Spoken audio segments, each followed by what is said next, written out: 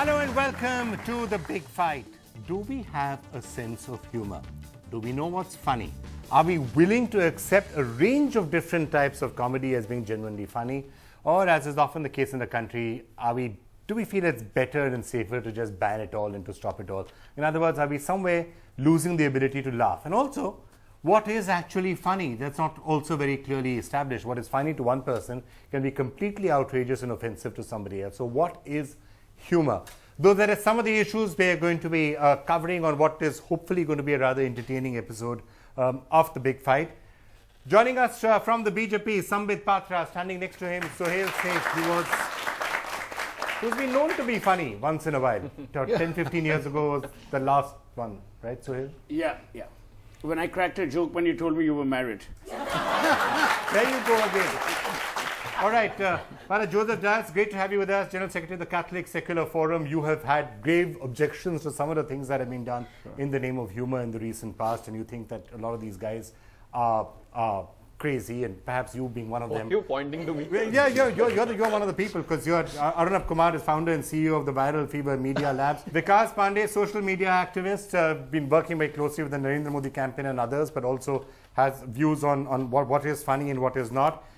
Also joining us, Saurabh Pant, stand-up comic, author of Under Delhi. We have Rahul Dakuna also joining us, who's been handling brand Amul, which has been perhaps for many people the benchmark of what has been really funny and for many, many years altogether.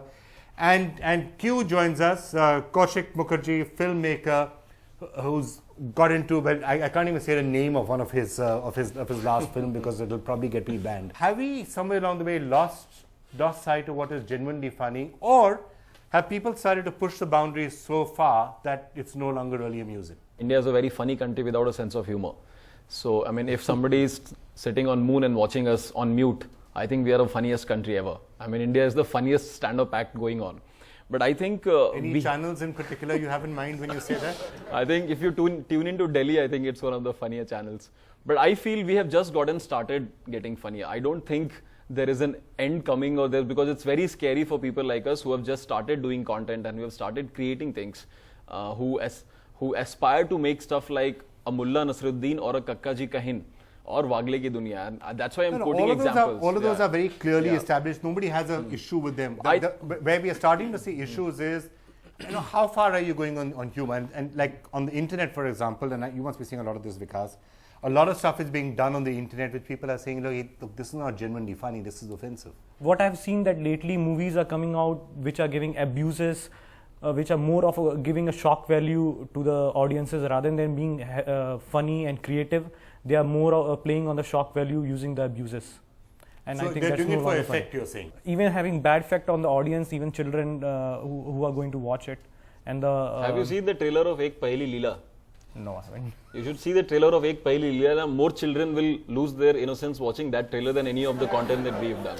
So I think, and it's trending on YouTube for 10 days, so I don't think... Saurabh Pant, do you have an ill effect on children and others who are watching you? Well, my wife just gave birth to a child like yesterday, so I think so far I'm fine.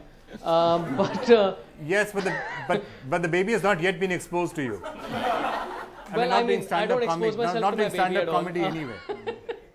Yeah, I think he grabbed the umbilical cord and started doing jokes immediately. So that's a good sign. People are going out of their way to get offended about stuff which is not within their consumption pattern at all.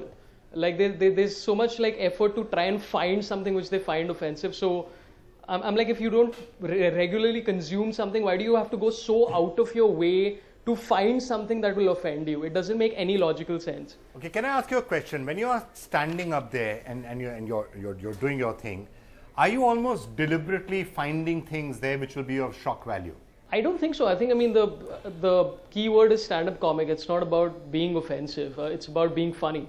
I'm going to go for the joke, and then if somebody finds it offensive, that's honestly like a byproduct of the whole thing. But my first instinct is to be funny. I'm going to use expletives just for the heck of it or whatever. I think the joke comes first. So, at least that's the way most of us approach it. I think that includes AIB and the rest as well. Right. Sohail? Understand the genres of humor.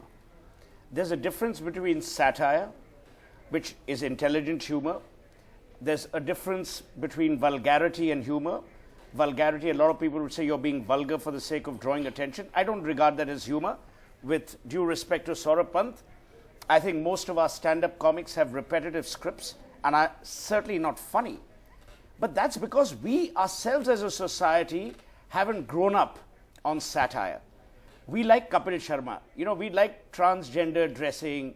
We like people falling off a stool. We find these silly things funny. Slapstick in So other words. when you see a society growing up on slapstick comedy, when you grow up on Keshto Mukherjee rather than P.G. Wodehouse, that's the problem. Your definition of humor is so warped that you can't understand or appreciate sarcasm. You can't understand or appreciate contrarian views. That having been said, India is increasingly becoming intolerant because of people like him and because of people like him. I mean, not these two guys, but you know what I mean. When the church and the state begin to interfere with the way we interpret daily humor, that's when societies need to work. That's actually a lovely line. Let me start with the church. To begin with, I'm part of the church, I'm not the church. Yeah, you know what I mean. I'm not calling you the Pope. Sure. But like I said, hurting religious sentiments is just one part of the whole thing. The other part of the whole thing is this vulgarity, this perverse kind of, perverted kind of behavior that or lifestyles that you're promoting. The whole idea of impressionable minds. Today we have internet which is absolutely free, which is very difficult to control. And so if you're talking about these things as humor, then I think we need to ask, what is humor and at whose cost are you humorous? You're humorous for yourself, but what about the society that you're living in? This is all cultural based. I mean, it's the Indian culture was never known to be something like this. We didn't have a problem with the Johnny Levers, or we didn't have a problem with the Keshto Mukherjees. When somebody like Arnab is cracking the sort of jokes that he is in a sense undermining Indian culture. Well, to a large extent, if what we understand as Indian culture, when you talk about Ma Saraswati and we talk about goddesses, Durga and so on, that's what is Indian culture. No, I'm sorry. I completely disagree with him. I think there is nothing. There is no such watertight definition of Ma Saraswati being Indian culture. Is there an undermining of Indian culture with the comedy that is being put out now? Ma Saraswati always wanted that we should all lead life with humor. She did not want that we should be living a life without humor. Life without humor is like having a cup of tea or coffee without sugar. We are not diabetic people in India over here. We are people who should be living happily. Since I'm a politician, let me bring in as to what kind of humor we as politicians used to have in yesterday's in the parliament. Mr. T.T. Krishnamachari was the finance minister. Feroz Gandhi was a member of parliament. Nehru was the prime minister. Just tell people who Feroz Gandhi is. Yes, Feroz Gandhi is Indira Gandhi's husband. I think he was being satirical and facetious. Now, what happened was, T.T. Krishnamachari, when Nehru was present, looks to Feroz Gandhi as saying, and says, now Mr. Feroz Gandhi, the lapdog of Nehru, will make a statement. So Feroz Gandhi, okay, you have called me a lapdog. So Feroz Gandhi stands up and he says, now the lapdog of Nehru has a statement to make, but before that, let me introduce T.T. Krishnamachari. T.T. Krishnamachari is a top pillar of Indian democracy. And now the lapdog of Nehru should do to the pillar what dog does to a pillar. And if you go tonight back to your Google and just Google T.T. Krishnamachari, Feroz Gandhi, you will see this. These are all recorded. I mean, that kind of humor, that was the kind of humor that we had in politics. But you don't find that funny? But today, if you had this in the parliament, just imagine what would have happened at 9 p.m. Everyone would have been grilling each other. Sambit. Sohail, not everyone likes P.G. Wodehouse. Humor is what is palatable to the masses. We have not been growing up on a diet of wit because people believe that if you're funny, you're not serious and therefore not to be taken seriously. Theoretically, what one person finds funny may not be funny to somebody else. Some people may like highbrow, intelligent humor. Some people might like puns and the clever use of play. Some people might just like slapstick, the sort of stuff that Sohail was talking about. I mean, we all know what the top rated, comedy show in the country is. It's very strange how we mentioned two very particular things right now. One thing which you mentioned was religion. The second thing we mentioned was jokes about politicians. And also we mentioned the fact that Kapil Sharma tends to be very slapstick. Now, the reason why somebody like him has to be slapstick is because the current entire line of Indian politicians doesn't want to be made fun of. Kapil Sharma cannot make fun of any politicians in this country because nobody has a sense of humor. That's why he has to resort to basically doing the lowest common denominator and appeal to the slapstick aspect, because our gods currently are apparently the politicians who are so holier than thou that we can't make fun of them. Politician is an incomplete politician until and unless a cartoon is drawn about him. Every politician waits for the day when a cartoon about him or her appears on a newspaper or television. Many of them That's make what cartoons of completes his themselves, so image. it's okay. That's what completes his Many of them image. actually make cartoons of themselves, so it's fine. See, until Many of that, them that are give- cartoons.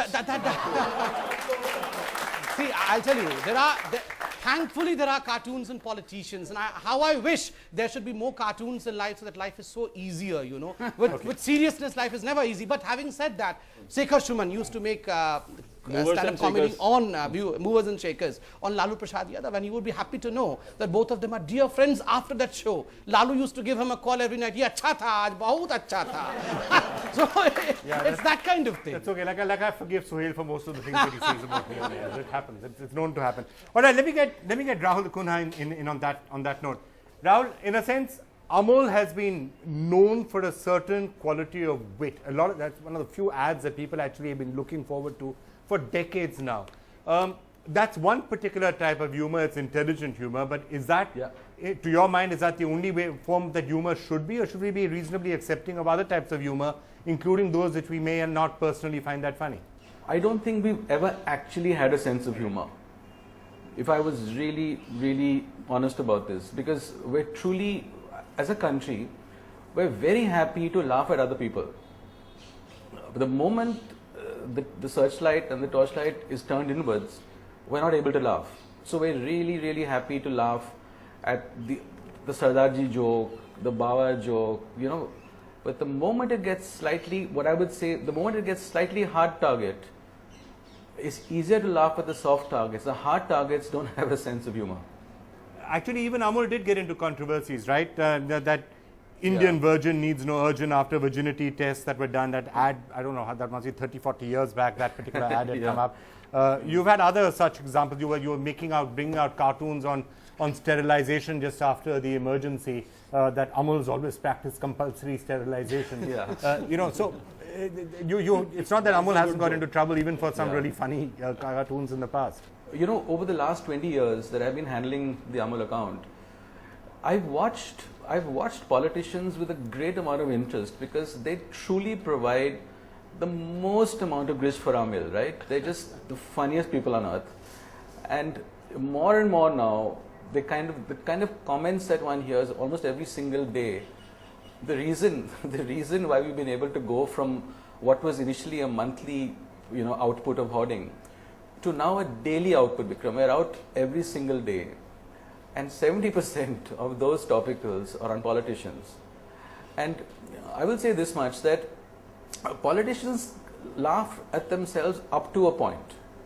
You know, the moment you start to truly make fun of them, suddenly they get all sort of ippity and all kind of, what's the word here, almost affronted and hurt by this fact that, you know, we're making fun of them. So, I mean, to answer your question, I think controversy has been there hand in hand with Amol. I think this is going one-sided. Everybody thinks that being cool and being funny is a very good thing. Being offended is not. If I feel offended, if I protest in a right way, is that a wrong thing to say? But what would the right way be? I think that's the question. Yeah, means that depends upon. I certainly do not want violence to happen. Would you want criminal action to happen if you are never. offended?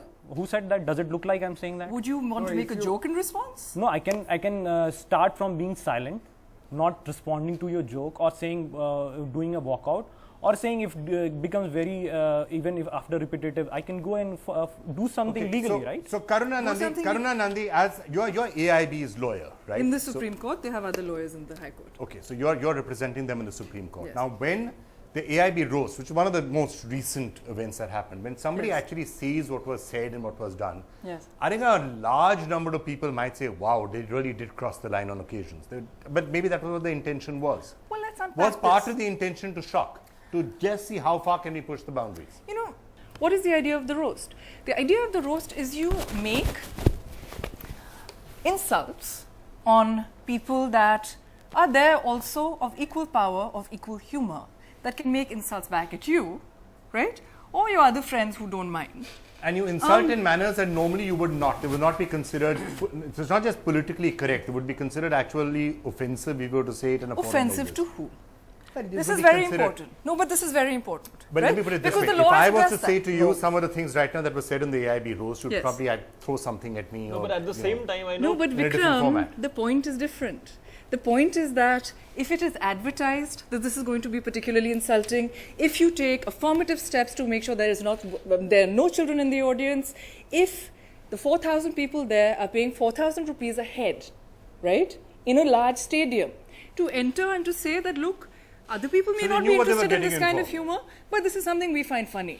If people like Karan Johar, right, are happy to have jokes made on them about being gay, if people like Aditi Mittal are happy to have jokes on them being called a feminazi and can give it right back, what does that do? That actually reduces the discrimination against gay people. That reduces the discrimination against feminists. What it does is it in fact does exactly what the hate speech laws should be doing. Some of the films that you make, and when you name the films in such a manner, which I cannot even repeat on a channel like this for risk of getting it banned, is that also something that you do deliberately because of a certain shock value? I mean, I don't think it's for the shock value so much as it's more about a sense of expression that's not allowed in a certain way. I think it has to do with a lot to do with class as well. I think language is similar to how we function in, one of the main instruments of functioning in society. And there are words and phrases and even languages that are not deemed correct or approved by authorities. And that was, I think, my primary intention in naming the film. I'll just say it.